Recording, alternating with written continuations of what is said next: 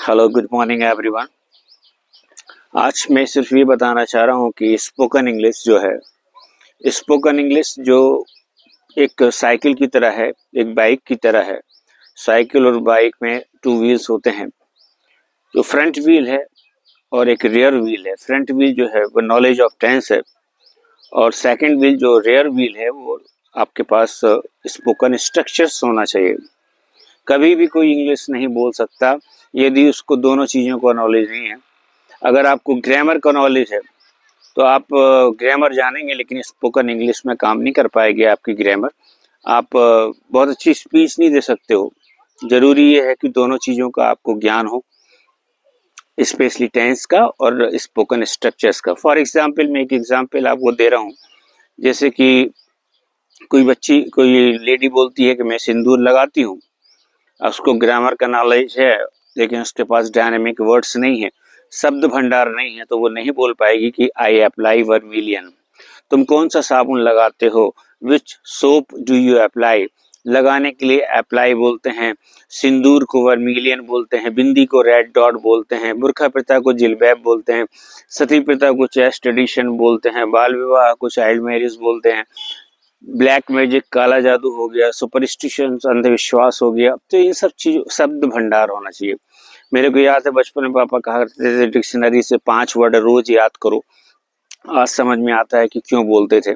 तो मैं आपसे सिर्फ यही रिक्वेस्ट करूंगा कि कोई भी चीज जिसमें इंग्लिश में लिखी है उसको फेंकने के पहले उसको पढ़िए कि कोई शब्द ऐसा तो नहीं है जो आपको नहीं मालूम हो। अगर नहीं मालूम है तो उसको आप डिक्शनरी से कंसल्ट करें। मेडिसिन का कोई रैपर हो, कुछ भी हो, XYZ, कुछ ना कुछ सीखने को मिलेगा।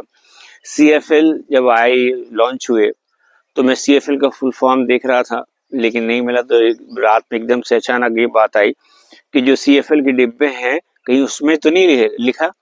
तो डिब्बे सब फेंक दिए थे मैंने। रात के फिर मैं गया कि वो कहाँ डले हुए हैं, तो उस डिब्बे में लिखा था कि कॉम्पैक्ट फ्लूओरेसेंट लैंप। तो ये नॉलेज को पर डे गेन करते जाइएगा। और सबसे अहम बात यह है कि हमारे गुरुजी मिस्टर अमित सक्सेना हमेशा कहते थे कि देखो बेटा, कि अगर पेड़ में चढ़ना सीखना है तो आपको चढ़ना पड़ेगा, गिरोगे चढ़ोगे बनने लगेगा। साइकिल चलाना सीखना है तो साइकिल चलाइए, आप गिरेंगे लेकिन बनने लगेगी। तैरना सीखना है तो पानी में कूदिए तब तैरना सीखेंगे। जनरली स्टूडेंट्स की ये ख्वाहिश रहती है कि आप तो मुझे तैरने की विधि लिखवा दें, गाड़ी चलाने की विधि लिखवा दें। लिखने में ज़्यादा विश्वास करते हैं। तो हमारी आपसे सिर्फ यही गुजारिश है कि लिखना ज़रूरी है, ठीक है, लेकिन उसको बोलने की प्रैक्टिस करिए। जिस काम को आप सीखेंगे वही आपके पर्सनालिटी में आएगा। आपने देखा होगा बॉडी बिल्डर्स या जो भी जिम जाते हैं, उन्होंने कहा 6 पैक एब्स चाहिए, उसकी एक्सरसाइज अलग है।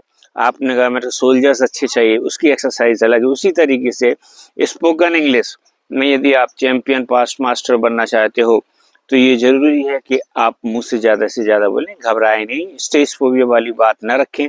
मंच पर ज्यादा से ज्यादा आए, जितना बने बोलें। बकाया आपके गुरु, आपके मोटिवेटर आपके साथ है, वो आपको सपोर्ट करेगा।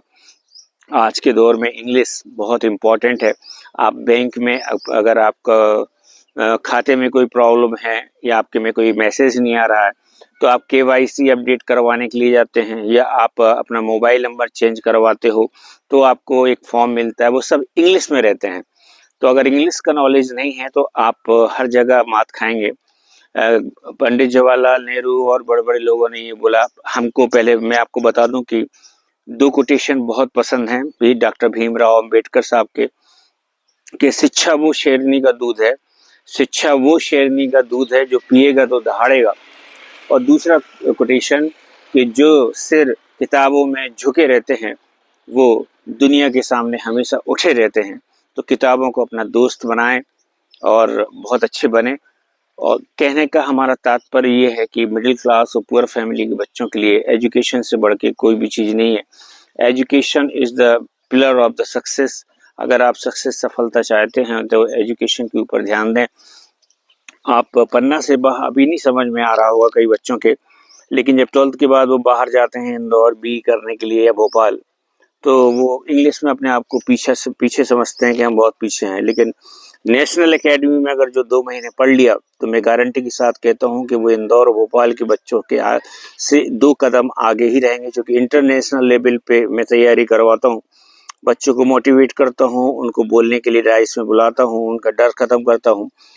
तो आप सभी बच्चों से और हमारे बच्चों के पेरेंट्स से निवेदन है कि वो टाइम से बच्चों को भेजें, और वो घर में पढ़ें या ना पढ़ें वो कोई ज़रूरी नहीं है। मेरे लिए यहाँ का टाइम बहुत इम्पोर्टेंट है, यहाँ पर मैं प्रैक्टिस करवा देता हूँ। लेकिन पंडित जवाहरलाल नेहरू जी ने जो बोला था, if you want to see the entire world, अगर आप पूरी दुनिया को देखना चाहते हो, so it is very must, it is very compulsory that you have to good knowledge about the English. तब आपको इंग्लिश भाषा का ज्ञान होना चाहिए, क्योंकि इसको इंटरनेशनल लैंग्वेज बोला गया है, यूनिवर्सल लैंग्वेज बोला गया है, ग्लोबल लिंग्वा फ्रैंका बोला गया है।